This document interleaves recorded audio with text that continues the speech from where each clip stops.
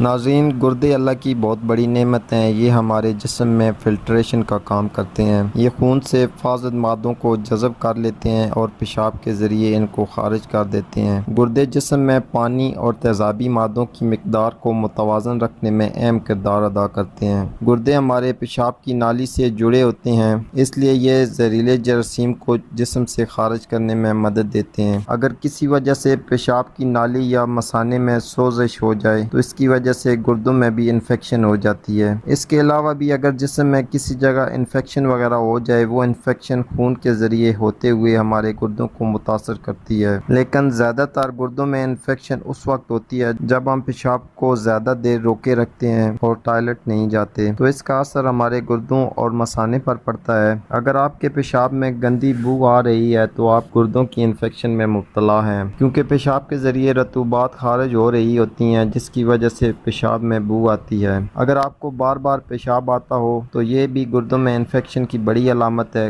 گردوں میں انفیکشن کی وجہ سے سرخ خلیے بھی پیشاب کے ذریعے خارج ہوتے ہیں، یعنی چھوٹے پیشاب کے دوران خون آتا ہے۔ اگر پیشاب کے ذریعے دات یا سفید رنگ کی رطوبت خارج ہو تو یہ بھی گردوں میں انفیکشن کی علامت ہے۔ اس کے علاوہ اگر آپ کے جسم کا درجہ حرارت زیادہ رہتا ہے یا آپ کو بہت زیادہ گرمی محسوس ہوتی ہے تو یہ بھی گردوں کے انفیکشن کی علامت ہے۔ یہ چند ایک علامات گردوں کے انفیکشن کی ہیں۔ اب گردوں کے انفیکشن کے لیے ہم آپ کو ایک سادہ اور آسان گھریلو علاج بتاتے ہیں جس کے ایک بار کے استعمال سے ہی واضح فرق محسوس ہوگا، لیکن اس کو چند دن استعمال لازمی کریں۔ اس کے استعمال سے گردوں کا انفیکشن مکمل طور پر ٹھیک ہو جائے گا۔ نسخہ بتانے سے پہلے آپ لوگوں سے ایک گزارش ہے کہ اگر ہماری ویڈیو پسند آئے تو لائک ضرور کیا کریں، اس سے ہماری حوصلہ افزائی ہوتی ہے۔ نسخے کے لیے آپ ایک گلاس نیم گرم پانی لیں، اس میں 2 چمچ شہد اور 1 لیموں نچوڑ کر اچھی طرح مکس کر لیں۔ اب اس کو پی لیں۔ اس کو پینے سے گردوں کی انفیکشن ختم ہوگی، کیونکہ شہد اور لیموں ہمارے گردوں کے فنکشن کو تیز کرتا ہے اور گردوں میں ہونے والے انفیکشن کو روکتا ہے۔ اس کے چند دن کے استعمال سے آپ کے گردے انفیکشن سے پاک ہو جائیں گے۔ اس کے ساتھ پانی زیادہ سے زیادہ استعمال کریں تاکہ پیشاب کی حاجت بار بار ہو۔ اس سے گردے صحیح طریقے سے واش ہوتے ہیں۔ تو آج کے لیے اتنا ہی ناظرین، امید کرتا ہوں آج کی ویڈیو آپ کے لیے فائدہ مند ثابت ہوگی۔ اسی کے ساتھ اجازت چاہتا ہوں۔ اللہ حافظ۔